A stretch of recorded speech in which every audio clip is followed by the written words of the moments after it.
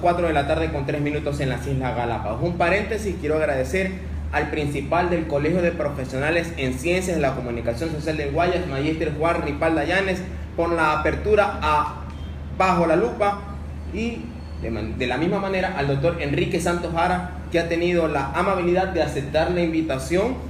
Pese a sus múltiples ocupaciones, siempre tiene la deferencia para con la ciudadanía, muy especialmente a aquellos hermanos migrantes en Estados Unidos, Europa. Doctor Santos Jara, reitero el agradecimiento por estar aquí con nosotros para hablar de educación superior desde el punto de vista académico y ciudadano simultáneamente. Un gusto y a las órdenes. Doctor Santos, vamos de lleno a la materia. La situación de la educación superior al día de hoy en el Ecuador. ¿Cuáles son esos retos que se vienen? ¿Qué es lo que se está trabajando? Y cómo el organismo técnico, el organismo de control, el Consejo de Educación Superior, empieza a generar todo ese tipo de herramientas a fin de que todas las instituciones de educación superior caminen en la misma senda. Bueno, me parece que esa pregunta es clave, ¿no? Y marca los supuestos de todo lo que pueda decir adelante. Yo creo que hay que entender que nosotros, el Consejo de Educación Superior, es un consejo de Estado, somos un organismo independiente del Ejecutivo, del Legislativo.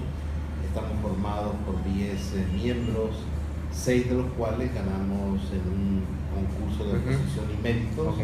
Tenemos el más alto grado de formación académica y de experiencia, de experticia, y además existen 4 delegados del Ejecutivo, incluido el secretario nacional de la CENESIL y un representante estudiantil.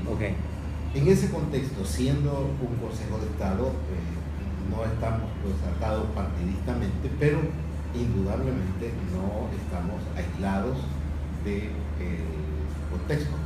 Y ese contexto significa, por ejemplo, que tenemos 4 nuevos delegados del Ejecutivo, un Ejecutivo que, si bien marca continuidad con el proceso anterior del presidente Rafael Correa, sin embargo también tiene sus propuestas específicas con respecto a diversos temas, entre ellos algunos tópicos de educación superior.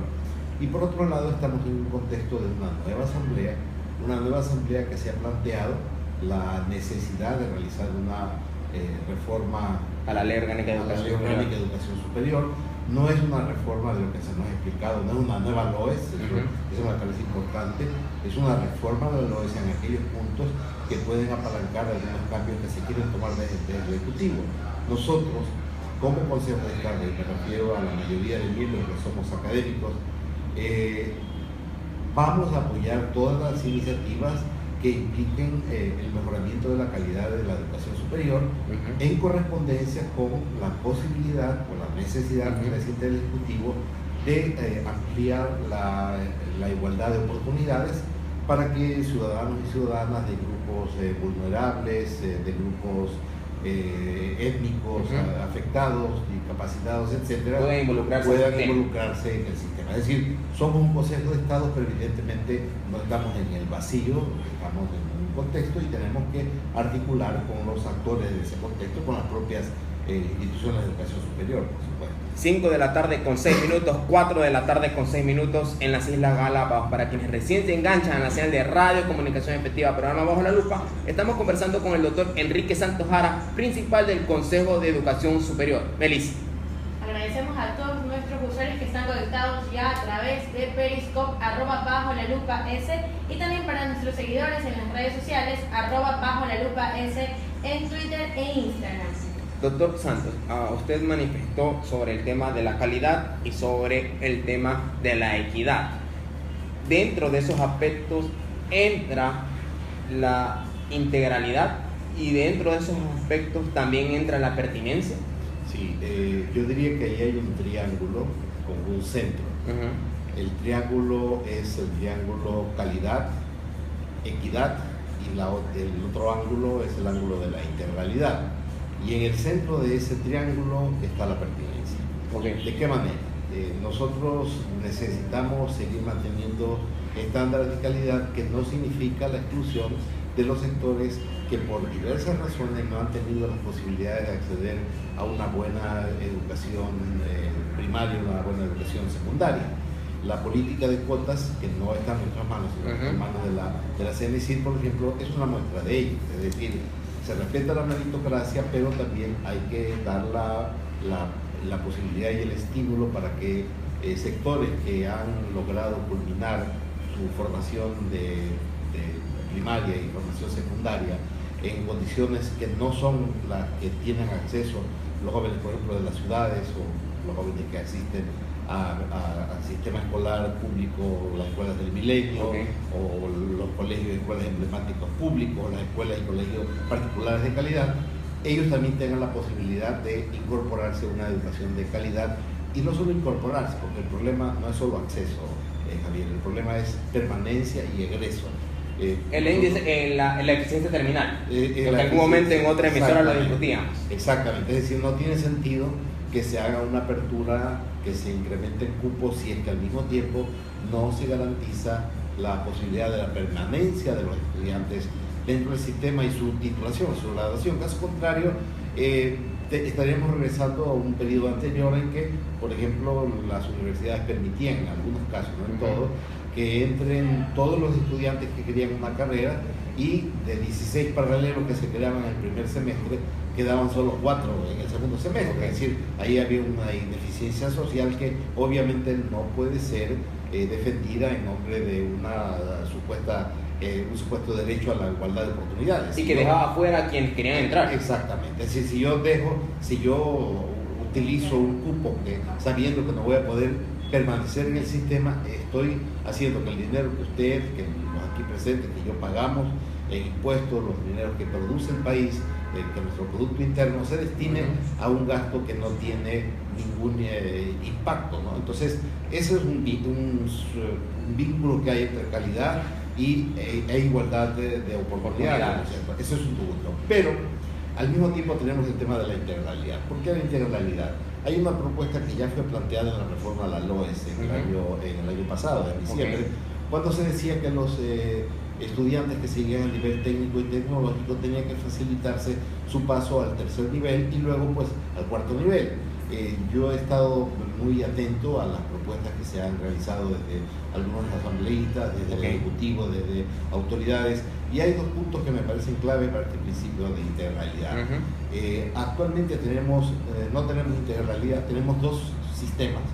El sistema de la universidad que termina en la licenciatura, la ingeniería, la medicina, la arquitectura, y que pasa a la maestría profesional y de investigación, y por otro lado tenemos el sistema técnico y tecnológico que se trunca ahí, y si yo quiero pasar al tercer nivel, pues tengo que regresar prácticamente al primer año o al segundo año, terminar los 5 años y recién ahí puedo tomar una... Actualmente ocurre así.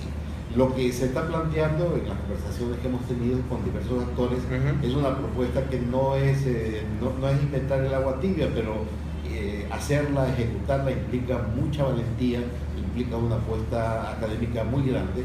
Es lo que se llama la permeabilidad. Es decir, si yo estoy en una tecnología, por ejemplo, si yo soy tecnólogo en diseño gráfico, puedo pasar a una especialización profesional, una especialización tecnológica de 1 año, por ejemplo, y luego de esa especialización puedo pasar a una maestría tecnológica, una maestría de tipo tecnológico. ¿Cuál es la diferencia entre la maestría tecnológica y la maestría profesional? La investigación. La maestría profesional, la maestría de investigación está orientada a desarrollar actitudes para la investigación a quien, por ejemplo, aspira a futuro a un doctorado. La maestría profesional está orientada a desarrollar en el más alto nivel las competencias para el diseño del proceso. Sin perjuicio de que también se pueda brincar al doctorado. Lo puede hacer, pero la orientación es el diseño del proceso. El diseño del proceso. La maestría tecnológica está orientada a la especialización, al más alto nivel de especialización en la ejecución, no en el diseño, en la ejecución de procesos. Es decir, un ingeniero mecánico, ¿no es cierto?, que pasa una maestría de ingeniería mecánica, sabe hacer el proceso de diseño de la ingeniería mecánica, pero no puede ejecutar, pero no tiene la capacidad para ejecutar. Un magíster tecnológico, es decir, un tecnólogo que va a la especialización y que luego va a la maestría, es una persona que tiene la más alta experticia en la ejecución de un proceso mecánico. No es un simple oficio, no estamos hablando de un maestro latonero, un maestro mecánico. Estamos hablando de una persona que tiene educación superior y que en su área tiene un nivel de especialización y seguramente tiene un nivel de demanda que le va a permitir tener ingresos que a veces ni los ingenieros tienen. Yo quiero poner solamente un ejemplo, Javier, Melissa, es el tema de los tecnólogos mineros. Okay. Mire, aquí se está iniciando el proceso de exploración minera del país. Hay compañías, sabemos, que vienen del país China popular, okay, y compañías que vienen de Canadá. ¿Cuál es el gran problema que he encontrado? Que no existen tecnólogos mineros en el país. ¿Qué hacen ellos? En algunos casos, con mucha suerte, vienen del sur del continente, especialmente de Chile, okay, y en otros casos están viniendo tecnólogos de China y de Canadá. Es decir, que nosotros no tenemos... Hay un costo de oportunidad perdido ahí. Es un costo de oportunidad, y es un costo de oportunidad para un ciudadano. Un ciudadano podría ser un tecnólogo minero, podría estar involucrado en estos procesos, y eso daría pues trabajo, incrementaría la capacidad de absorción de empleo por parte del aparato productivo. Entonces, creo que lo conversamos una vez. Sí, sin duda. El estándar, por ejemplo, de China y de Bélgica es un profesional de tercer nivel por cada tecnólogo. Okay. En el Ecuador tenemos 9 profesionales de tercer nivel por cada tecnólogo, cuando debería ser al revés. 5 de la tarde con 14 minutos, 4 de la tarde con 14 minutos en las Islas Galápagos. Estamos conversando con el doctor Enrique Santos Jara sobre el apasionante tema de la educación superior. Doctor Jara, y le pregunto porque usted realizó sus estudios doctorales en el continente europeo y además es docente y tiene experiencia en estos temas. Con quien estamos hablando conoce y domina la materia. En política educativa comparada, ¿cómo está el tema de los tecnológicos unidos a los profesionales? Bueno, ahí justamente viene el principio de integralidad, es decir, fortaleciendo el nivel técnico y tecnológico como propone el Ejecutivo, y que me parece que es una iniciativa que hay que apoyar, la iniciativa del presidente Moreno. La creación de los institutos técnicos y tecnológicos. Exactamente, ¿no? Hay una discusión que para mí es secundaria, el tema de la denominación. Eso es un tema más bien legislativo. Lo importante es tener claro el concepto. ¿Debe priorizarse eso más que la creación de universidades? Yo creo que este momento el sistema de universidades ya como que está llegando a su tope. Es posible que podrían crearse, qué sé yo, en algunas zonas específicas, unas 2 o 3 universidades particulares. ¿No? Estoy dando un número aproximado, pueden ser más o pueden ser menos. Pero las condiciones de la LOE para crear universidades es bastante alto. Hay mucha gente, antes la universidad se hacía a través de un decreto presidencial o de una ley que se hacía inclusive sin el informe del gobierno de Conesuba, a pesar de que la ley decía que debía haber informe. Se la del Congreso nada más. El Congreso lo aprobaba y se creaba. Y esas universidades que se crearon de esa manera son justamente las universidades que se cerraron, porque no hubo un estudio técnico que lo sostenga. Ahora, el proceso de creación de universidades, el proceso de creación de institutos tiene un proceso que, digamos, tiene un conjunto de procedimientos muy rigurosos, de requisitos muy rigurosos. Y para nosotros es clave que se articule el desarrollo de estos nuevos institutos tecnológicos o universidades de tecnología o institutos universitarios, repito, el nombre es secundario frente al concepto, que permita un incremento de la fuerza de trabajo calificada de los institutos y que permita que estos profesionales pasen a un cuarto nivel específicamente tecnológico, que obviamente no puede ser llevado a cabo por los institutos tradicionales. Esto solo lo podrían hacer las universidades. Y en ese sentido yo comprendo perfectamente el sentido del mensaje del presidente cuando habla de universidades tecnológicas. Se refiere a universidades que, teniendo la capacidad de dar las carreras tecnológicas, al mismo tiempo fortalezca el posgrado, o cree en primer lugar y fortalezca el posgrado dirigido para las tecnológicas. Eso evidentemente no lo puede hacer un instituto, eso tiene que hacerlo una universidad. 5 de la tarde con 17 minutos. Para culminar este tema, doctor Santos, ¿desde el legislativo o desde el órgano de control se debe trabajar para que el sector privado se sume a la articulación tecnológico-profesional? Ahí hay una propuesta interesante. Repito, yo me estoy basando en conversaciones con actores del sistema, tanto de rectores como docentes, como asambleístas, conversaciones muy importantes que he tenido con el secretario de la CNCI, el doctor Augusto Barrera, en el sentido de que se necesita fortalecer la formación de los técnicos, tanto en los institutos como en las universidades. Okay. Se necesita crear trayectorias, es la famosa permeabilidad, que permitan pasar de un nivel a otro sin efectos traumáticos y sin estos famosos combos que se hacían antes, ¿no? Que yo tomaba un diplomado, con 3 diplomados ya tenía una especialización, y con 4 tenía una maestría. Eso va en contra de la calidad. Entonces, me parece que la formación de los tecnólogos es una prioridad, pero la formación de tecnólogos en esta perspectiva. Porque si estamos hablando de la formación de tecnólogos en la vieja perspectiva, de simples, y disculpe que utilice esa expresión, de simples profesionales de oficios de mediana calificación, no tiene sentido el impulso que se está dando en el país. La permeabilidad da fluidez. La permeabilidad da fluidez, la permeabilidad abre oportunidades. Es decir, hasta ahora, cuando una persona, muchas veces yo he escuchado que los chicos dicen, bueno, yo soy un tecnólogo, ¿no? Pero esto está bien, me sirve. Ahora viene una revalorización del tecnólogo en el sector público, eso sí me parece importante a nivel salarial, pero como que decía un rector de la Universidad de Quito, el tecnólogo es una especie de ingeniero frustrado, ¿sí? Entonces tenemos que darle la posibilidad, no de que sea ingeniero, porque si es tecnólogo no va a ser ingeniero, pero puede tener su propio nivel de formación de posgrado específica para sus necesidades y para los requerimientos del país. Doctor, 2 preguntas en una, técnicamente hablando.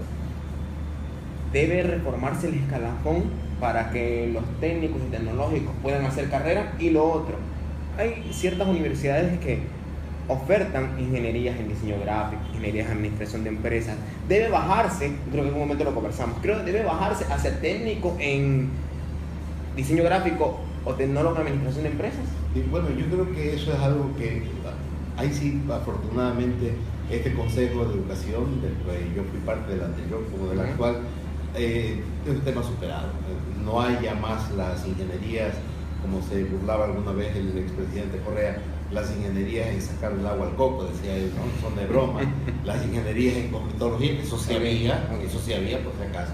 Es decir, yo ponía 2 o 3 cursos de matemáticas, entonces con eso le daba la denominación de la licenciatura en turismo, con 3 niveles de matemáticas ya era ingeniería. Está claro que la ingeniería tiene que ver con el uso de las ciencias básicas, eso ya está perfectamente claro en el sistema, no hay más esta oferta ya de las ingenierías en áreas en que no competen. Y lo que más bien debe ahora fortalecerse, justo lo que usted dice, el hecho de formar profesionales que tengan la capacidad de ejecución de procesos. A mí me gusta poner el ejemplo del software. Cuando yo trabajaba en el CEAS, era coordinador técnico del CEAS, nosotros necesitábamos desarrollar una plataforma informática para capturar la información. ¿Cuál era la lógica? Una persona que sepa diseñar software, que sepa hacer software. Obviamente lo primero que uno se le viene a la cabeza, sobre todo en ese momento, en el año 2011, era, bueno, vamos a buscar a un ingeniero de sistemas que sepa programar. Pero sucede que los ingenieros de sistemas no están capacitados para programar. Los ingenieros de sistemas dirigen a los programadores. ¿Dónde están los programadores? En el nivel técnico y tecnológico. Y era muy difícil encontrar programadores de software. Era muy difícil encontrar y obviamente en ese momento, al menos en ese momento, la remuneración que daba el sector público para un tecnólogo era baja. Ahora se ha revalorizado, ¿no? Ahora compite con algunos profesionales, pero en ese momento era baja. Entonces nosotros decíamos, no necesitamos un ingeniero de sistema, necesitamos un tecnólogo. Pero qué difícil era encontrar tecnólogos. Los tecnólogos estaban ocupados, todos estaban desarrollando software y realmente los que podíamos encontrar eran muy cotizados. El sueldo que se ofrecía en ese entonces en el sector público era muy bajo para un tecnólogo y obviamente teníamos una alta rotación de personal en ese cargo, porque no duraban ni 2 meses y ya era contratado por el sector privado o se iba a otra ciudad, inclusive alguno se fue fuera del país porque tenía más opciones de trabajar fuera del país. Actualmente ya ha cambiado. Sí, hay una mejora de ese tema. Quiero empatar esto con el tema del escalafón que usted me preguntaba antes. Ciertamente que nosotros estamos, yo le diría, muy interesados, muy apasionados en el debate que se está abriendo en el país, porque es un debate novedoso. Digo novedoso en términos de que el presidente de la República ha logrado movilizar la opinión ciudadana, ha logrado movilizar la opinión de rectores. El nuevo secretario de Educación Superior, el doctor Barber, está apoyando esta actividad, y obviamente que del resultado de esto, que será una reforma de la LOE en uno u otro sentido, es obvio que nosotros tenemos que modificar dos reglamentos claves. El uno, de cajón, el régimen académico, porque si estamos hablando de permeabilidad, hay que hacer, pues, hay que diseñar a nivel de reglamento, a nivel de normativa operativa, un conjunto de principios, un conjunto de regulaciones para poder transitar, por ejemplo, del tecnólogo a la especialización. Armonizar, no reformar. Armonizar. Por ejemplo, ¿qué es una maestría tecnológica? Y yo lo he dicho, que para muchos será un concepto abstracto, ¿no? Es un máster tecnológico, es un especialista en ejecutar procesos. Pero ya que es eso en la práctica, entonces eso tiene que aterrizar inclusive en una nomenclatura de grados profesionales. Como le hicieron con la nomenclatura de los títulos, porque en algún momento puede salir alguna que otra universidad, legítimamente, ¿no? Pero puede manifestar que para ellos la maestría tecnológica es de cierta manera, que para otros no lo es. Exactamente. Entonces nosotros tenemos que regular eso. Y sobre todo, ahí vamos a tener el desafío, pero un desafío que obviamente lo vamos a asumir con pasión, porque somos académicos, el desafío de construir la carrera de estos nuevos profesionales. El otro día me escribía en Twitter una ciudadana y me decía, bueno, pero ¿cómo van a ser estos tecnólogos? ¿Van a poder dar clases en las universidades? Bueno, yo creo que esos son temas que de modo general cada uno tiene sus ideas. Las vamos a tener que aterrizar sobre la base de cómo finalmente queden estructuradas las reformas a la LOES, cómo queden estructurados estos tránsitos entre el nivel tecnológico y el tercer nivel, entre el tercer nivel tecnológico y la especialización tecnológica y la maestría tecnológica. Y obviamente tenemos que habilitar una trayectoria de docencia y de investigación, o en el caso de los tecnólogos, una trayectoria de docencia y de innovación, de adaptación tecnológica para estos profesionales, porque están creando una nueva realidad. Y como crean una nueva realidad, nosotros tenemos que crear una normativa que se adapte a esa nueva realidad. 5 de la tarde con 25 minutos, 4 de la tarde con 25 minutos en las Islas Galápagos. Melissa, 5 de la tarde con 25 minutos. Agradecemos a todos nuestros usuarios que están pendientes de las redes sociales y de este programa especial donde estamos conversando con el doctor Enrique Santos. Les recuerdo las redes sociales en @BajoLaLupaS por Twitter e Instagram, y los que siguen la transmisión en vivo a través de la aplicación Periscope, @BajoLaLupaS. Incito en el agradecimiento al doctor Jara por haber aceptado, Enrique Santos Jara, por haber aceptado la invitación a Bajo la Lupa, porque este tema ciertamente es apasionante, pero también es necesario tratarlo adecuadamente, no maltratarlo, para que nuestras audiencias sobre todo puedan tener una reflexión aterrizada conforme a la normativa y también conforme a la recta intención de los académicos. Doctor Jara, entro mucho más en el tema de educación superior, porque justamente hoy se llevó a cabo un evento en la Escuela Superior Politécnica Litoral en Las Peñas, Campus Peñas. Se presentó el informe del Banco Mundial respecto a los nuevos desafíos de la educación superior en América Latina y el Caribe. Y se trataban tres aspectos, los tres pilares básicos: el tema de la integralidad, la equidad y la diversidad. Usted hacía varias puntualizaciones, una de ellas la autonomía universitaria, y también lo ataba a los institutos técnicos y tecnológicos. ¿Debe fortalecerse aún más la autonomía universitaria, doctor? Bueno, yo creo que la autonomía es, como dice la Constitución, una autonomía responsable, por lo tanto está vinculada justamente al cumplimiento de estos tres elementos. Uno, que la educación sea una educación de calidad. Dos, que no sea una educación excluyente, sino que sea una educación que permite, estimula, favorezca la igualdad de oportunidades, por ejemplo, en el acceso, a la permanencia y en el egreso. Y tres, que esa autonomía sea para el ejercicio académico en el marco de la integralidad de la gestión del sistema educativo en su conjunto. Desde ese punto de vista, me parece que la autonomía y el alcanzar mayor autonomía está vinculado justamente al éxito en calidad igualdad de oportunidades, en la integralidad, con este centro al cual no me he referido mucho, pero que es obvio que tiene una gran importancia, que es la pertinencia. Si una universidad logra obtener las más altas notas, por decirlo así, en la acreditación, evaluación y acreditación que realiza el CEACE, categoría A. Eso, categoría A, me parece obvio que esa situación de ventaja, hablo del actual sistema, del sistema vigente de categorización, esa situación de ventaja tiene que expresarse no solo en el hecho de que esa universidad, de acuerdo a las normativas del CES, puede recibir mayores ingresos públicos, en el caso de las públicas y de las cofinanciadas, sino que también debe expresarse en una mayor autonomía para la decisión de sus procesos internos. Okay. Nosotros, por ejemplo, hemos estipulado en el CES que las universidades de categoría A, excepto para el caso de las carreras que comprometen la vida y la salud humana, o sea, la carrera del área de la vida y algunas ingenierías, no requieren ser evaluadas como se ha venido haciendo por un evaluador externo. Okay. ¿Sí? Necesitan ser gestadas por la propia universidad en uso de su autonomía, y lo que requiere obviamente es una revisión del cumplimiento de los requisitos mínimos de las carreras y de los programas. Por lo tanto, un sistema que gana en calidad es un sistema que gana en autonomía. Yo creo, comparto las palabras que alguna vez expresó el economista Ramírez, no se trata que por principio neguemos la capacidad de las universidades de autorregularse. No se trata de que por principio no pueda existir un organismo de rectores que se regule a sí mismo.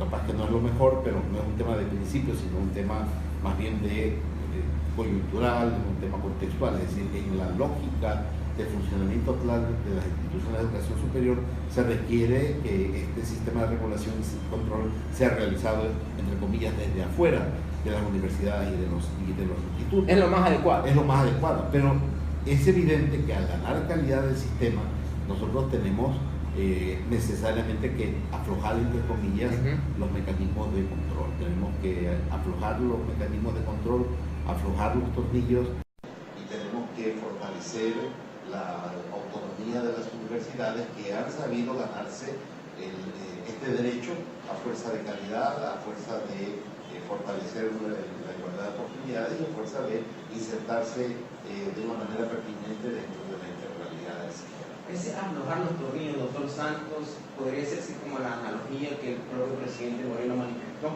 Ya estamos en otro momento del país. El aflojar tornillos implicaría hacerlo debido a que ya tenemos un sistema prácticamente 180 grados girado que lo que tuvimos anteriormente. Sí, bueno, si vamos a las figuras trigonométricas, yo diría 180 grados, pero es evidente que ya pasamos de los 90 grados. Por lo tanto, el sistema puede ganar mucho en libertad. Hay ciertos temas que personalmente opino todavía deben ser trabajados, todavía requieren de un proceso de seguimiento, de un proceso de monitoreo en algunos casos, pero ya no es lo mismo hablar de monitoreo que hablar de controles previos. Necesitamos pasar, lo veníamos conversando con algunos rectores y rectoras del sistema, necesitamos pasar a un sistema normativo que establezca únicamente los mínimos y en algunos casos los máximos. ¿Qué quiero decir con esto? Ha habido una discusión en el sistema, cuando lo decimos régimen académico. Ciertas universidades particulares peleaban, entre comillas, porque las licenciaturas se hagan en 4 años, en 8 periodos académicos. Otros sistemas universitarios decían, no, nosotros creemos que la licenciatura debe mantener los 10 ciclos que venía manteniendo antes. La solución salomónica que se dio en ese tiempo fue, bueno, hagamos el punto medio, ¿no? 4 años y medio, es decir, 9 periodos académicos. Pero eso no es una solución académica. Yo creo que este rato ya estamos en capacidad, una vez que discutamos y hagamos la reforma al reglamento del régimen académico, en mi opinión, estamos ya en la capacidad de poder fijar son los mínimos. Es decir, si hay universidades que pueden dar una carrera de matemáticas en forma de licenciatura en 8 semestres, y esa carrera es acreditada por el CEACES, y esa carrera es evaluada positivamente por el CEACES, y hay otra, una politécnica, por ejemplo, que hace la misma matemática con mayor profundidad en 10 semestres, es decir, en 5 años. pero el resultado es iguales niveles de empleabilidad, el resultado es niveles de conocimiento básicos, operativos, que le permiten insertarse en el mercado totalmente equivalentes, si el resultado es que ambos dominan lo que debe dominar un matemático como nivel fundamental, bueno, debe darse la libertad pues, a que exista una carrera que funciona en 8 semestres, otra que funciona en 9 semestres y otra que funciona dependiendo del caso. Dependiendo del caso de autonomía. Nosotros fijamos solo en el mínimo. La licenciatura se hace en 4 años. Si alguien lo cree que puede dar una oferta con un tiempo mayor, sea público, sea particular, y hay estudiantes que les gusta esa opción, que lo hagan. Nosotros decimos, una ingeniería se hace en 5 años. Si hay una universidad o escuela que cree que la ingeniería debe tener una mayor profundización de ciertas áreas y que necesita un periodo, 2 periodos más, bienvenido. Es decir, es un tema me parece que es un tema hacia el que tenemos que ir. Con eso quiero decir fijar los mínimos, ¿no? Sobre eso, una universidad puede fortalecer la carga horaria, aumentar el número de materias o disminuirlas inclusive, siempre y cuando el concepto del modelo pedagógico que debe ser materia de autonomía esté absolutamente claro. 5 de la tarde con 34 minutos, 4 de la tarde con 34 minutos, programa especial de Bajo la Lupa con el doctor Enrique Santos Jara, tratando académica y ciudadana la perspectiva de la educación superior en el país. Para finalizar con este tema, doctor Santos, usted también manifestaba que hay que propender, hablando desde el punto de vista de las universidades, hacia la educación online y a distancia. Debe profundizarse aquello, y desde qué punto de vista, desde el organismo de control o desde el punto legislativo. Bueno, yo creo que la ley es muy clara, ¿no? La ley orgánica de educación superior estableció ya en el 2010 la posibilidad de que haya la modalidad de aprendizaje o modalidad de estudios, dice la ley, tanto a distancia como en línea y como virtual, es decir, en atmósferas y ambientes de trabajo virtuales. De hecho, hay un reglamento en el CEN que también lo manifiesta, ¿cierto? Podríamos ajustar ese reglamento seguramente en términos de optimizar el uso de recursos. Pero yo creo que el mensaje que dimos no ha sido captado o lo hemos dado mal por la mayor parte de IES, ¿no? La educación a distancia, educación en línea sigue siendo básicamente una oferta que viene desde instituciones particulares, y no es que esté mal eso. Lo que está mal es que las instituciones públicas no lo hagan. Eso es lo que está mal. ¿Y por qué no lo hacen? No lo hacen porque hay este imaginario de que la educación a distancia es de menor calidad. Si eso no es por falta de recursos, entonces. No es por falta de recursos. No es por falta de recursos. Obviamente se requiere una inversión importante, sobre todo en línea, pero es una inversión cuyo retorno es relativamente rápido. Baja los costos, permite aumentar la cobertura. En este momento que estamos hablando de una necesidad de poder llegar a más estudiantes, a más ciudadanas y ciudadanos con una oferta educativa de tercer nivel, me parece clave que las universidades y escuelas politécnicas y los institutos técnicos y tecnológicos se sumen a esta iniciativa de la oferta a través del aprendizaje en línea, del aprendizaje a distancia, del aprendizaje virtual. ¿Es un cuco que hay menor calidad bajo esa modalidad? Eso es un mito. Usted tiene la UNED, no estoy haciendo la propaganda. Universidad Nacional de Educación a Distancia. Universidad Nacional de Educación a Distancia de España es absolutamente prestigiada, está entre las mejores universidades del mundo, tiene una oferta de carreras en tercer nivel, obviamente en áreas que se adapten, ¿no? Que permitan la misma. Es muy difícil que alguien me convenza todavía al menos de que se puede aprender medicina a distancia o medicina en línea, pero es evidente que derecho, literatura, ciencias,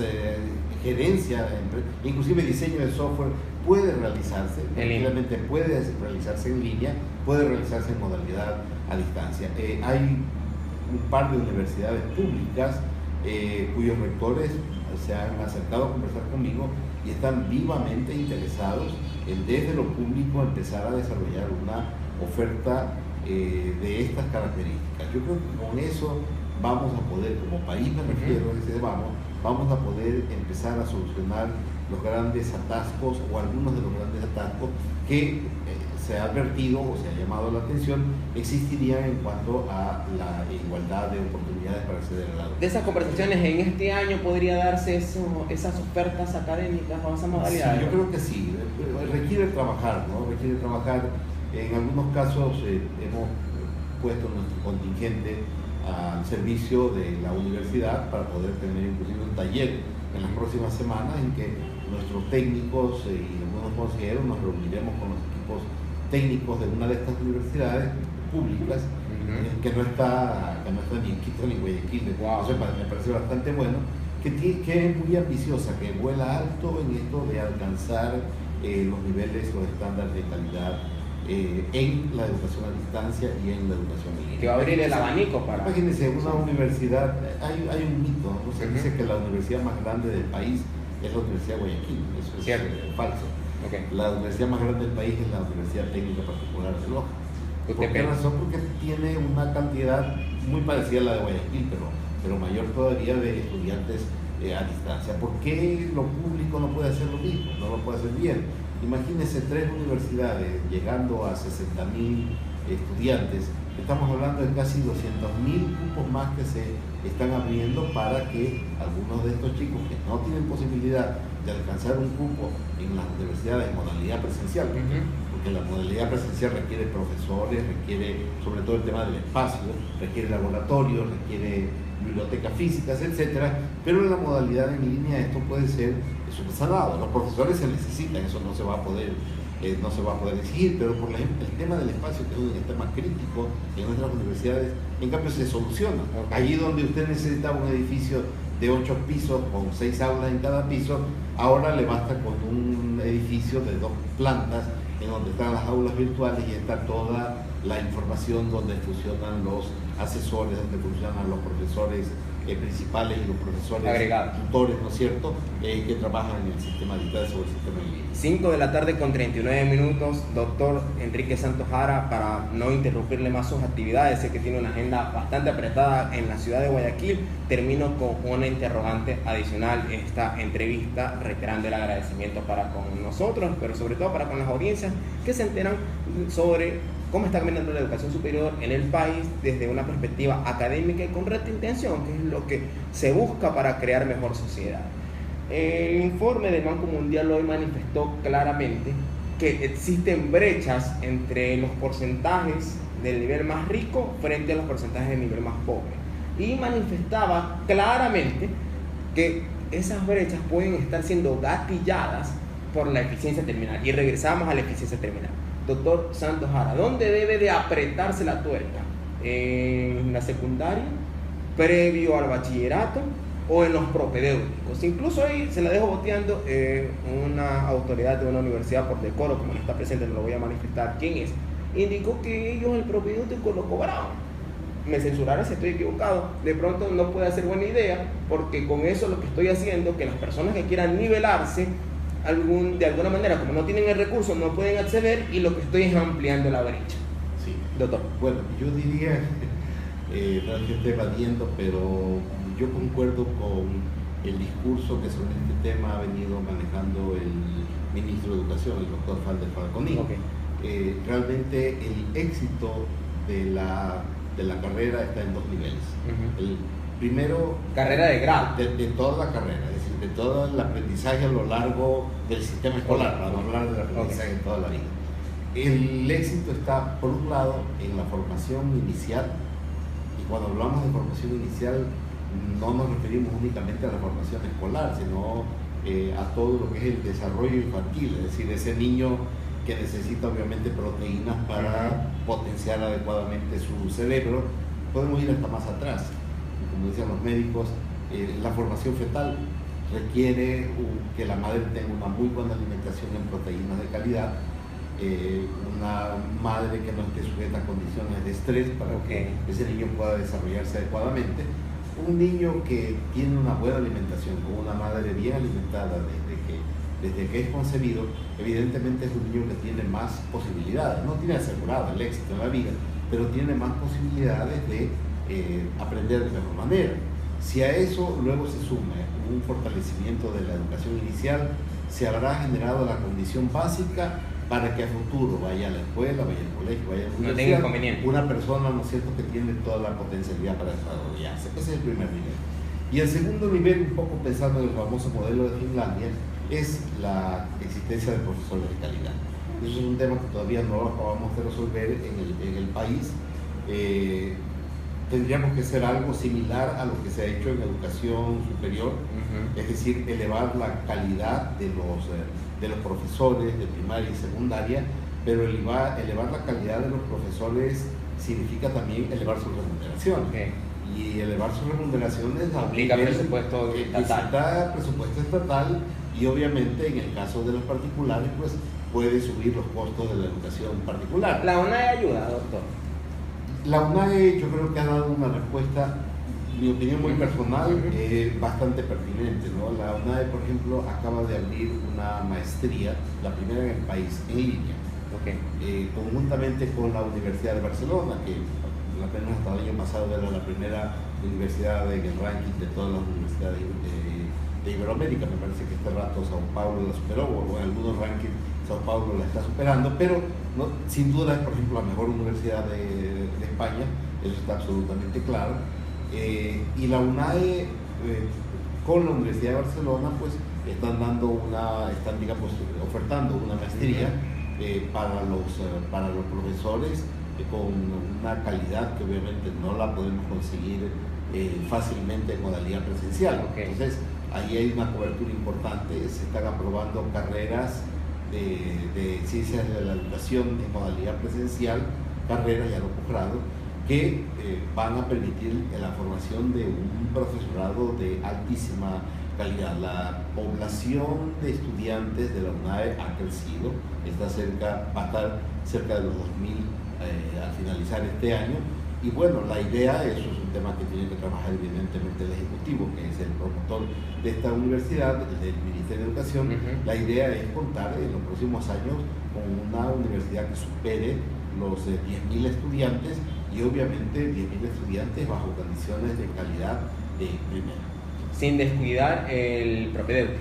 Sin descuidar, estamos hablando de una perspectiva totalmente nueva, estamos hablando de un sistema integral, repito, niños que vienen en las mejores condiciones al sistema escolar, que tienen un desarrollo infantil adecuado, con seguimiento, con monitoreo desde que son concebidos, alimentación, estímulos intelectuales en sus hogares, en el entorno, lo que se llama el capital cultural, y profesores de primera calidad que puedan hacer la función de dirección, de tutoría, de estimular el espíritu de indagación, el espíritu de investigación en estas personas desde muy pequeñas. Doctor Santos, un mensaje final para quienes me están escuchando, ciudadanía en general, académicos en formación, quienes están muy pendientes de lo que ocurre en la educación superior en el Ecuador.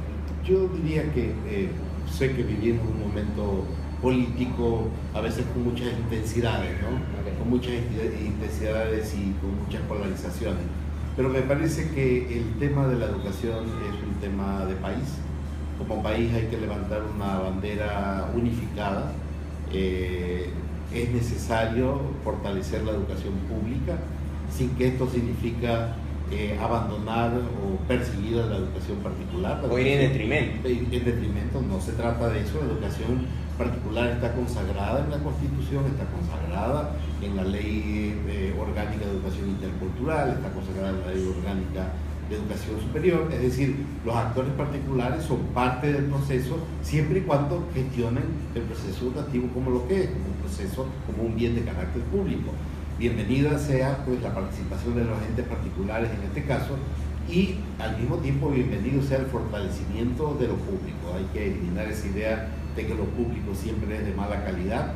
Yo creo que hay muchas universidades aquí en Guayaquil se sienten muy orgullosas, por ejemplo, del ESPOL. Estaba viendo este momento, es la primera universidad pública del país de acuerdo al estándar QS, tercera universidad ecuatoriana, luego de la San Francisco y de la Ambas de Quito. Es decir, estamos hablando de que lo público puede ser de calidad, lo mismo la Politécnica Nacional, la Universidad de Cuenca, la Central. Yo creo que estamos todos sintonizados con este esfuerzo de país, tenemos que arriar banderas políticas en este caso, y si estamos de acuerdo en los principios de la educación de calidad, de una educación manejada como bien público, no como una actividad mercantil, yo creo que podemos avanzar como país y podemos hacer realidad este sueño de pasar de ser una economía de importación, una economía primaria importadora, secundaria exportadora, pasar a ser una economía productora de bienes con valor agregado. La economía del conocimiento, la tan ansiada economía del conocimiento. Una economía que se base sobre todo en la incorporación de TICs y de las nuevas ciencias y las nuevas tecnologías transdisciplinarias. 5 de la tarde con 48 minutos. Melissa, 5 de la tarde con 48 minutos. Agradecemos a todos nuestros seguidores que han estado enganchados en la señal de Radio Comunicación Efectiva, www.radiocomunicacionefectiva.com, la online que te entretiene. A nuestros seguidores también en Periscope, @BajoLaLupaS, y asimismo nos encuentran en las redes sociales @BajoLaLupaS en Twitter e Instagram. Doctor Santos Jara, éxitos en sus funciones, adelante como ciudadano, como académico en formación, quienes conforman el equipo de Bajo la Lupa, Radio Comunicación Efectiva, Colegio de Comunicadores Sociales del Guayas. Le echamos ánimo en esa batalla que usted tiene para llevar a la educación superior a un ecosistema pleno de educación superior. Todo el éxito, y esperamos tenerlo nuevamente en otra oportunidad para seguir hablando de temas de la educación superior desde una perspectiva académica y ciudadana con real intención. No, ustedes más bien por la recepción que han tenido, o sea, hemos aprovechado para vincular un viaje que tenía que realizar acá a la ciudad de Guayaquil, muy puntual, como digo, ida por vuelta, para temas de carácter académico, y obviamente no podía resistirme a la tentación de acudir a las entrevistas con usted. Tenemos, ya nos conocemos, sí, claro, muy buena interacción, muy buen feeling, y en este caso pues yo realmente he disfrutado de esta entrevista porque ha permitido conectar no a este ciudadano Enrique Santos, sino a los miembros del Consejo, a quienes estoy representando, con las inquietudes de los ciudadanos y obviamente con las inquietudes que ustedes nos plantean pues a nombre de ellos. De hecho, cierro la entrevista realizándole un agradecimiento personal, porque usted lo ha dicho, nos conocemos desde algún tiempo, hemos tenido unos debates interesantes en educación superior. Usted tuvo la amabilidad de darme ciertas orientaciones en un tema netamente académico, sobre todo, y con el fin de contribuir a la sociedad, porque más allá de una voluntad personal, lo que se trata es de construir sociedad desde la academia. ¿Y qué más si usted no me podrá decir que no, que la economía del conocimiento que incita a dar valor agregado con investigaciones de carácter social? Doctor Santos Jara, gracias por estar aquí con nosotros. Le comprometemos públicamente a que esté nuevamente en otra oportunidad hablando sobre estos temas de educación superior. Reiteramos el agradecimiento, éxitos en sus funciones y adelante desde el Consejo de Educación Superior. A usted. 5 de la tarde con 50 minutos, 4 de la tarde con 50 minutos en las Islas Galápagos. Yo hago una pausa temporal con ustedes. Háganse muy bien. Dios bendiga América. Les agradezco por estar al pendiente en este programa especial. Un agradecimiento nuevamente al magíster Juan Ripalda Llanes por darnos la oportunidad de poder entrevistar al doctor Santos Jara en Bajo la Lupa. Dios bendiga América. Y recuerden que para una comunicación eficaz no hace falta solamente escuchar, sino también hablar, pero hablar no para criticar ni para contrastar, sino para consensuar. En 4, 3, 2, 1, hasta la vuelta.